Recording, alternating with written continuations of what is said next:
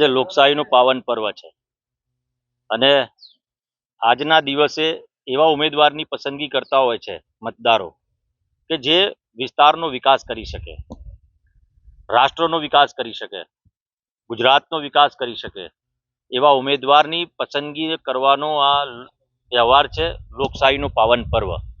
અને જે પ્રમાણે મતદાન થઈ રહ્યું છે એ અભૂતપૂર્વ મતદાન થઈ રહ્યું છે।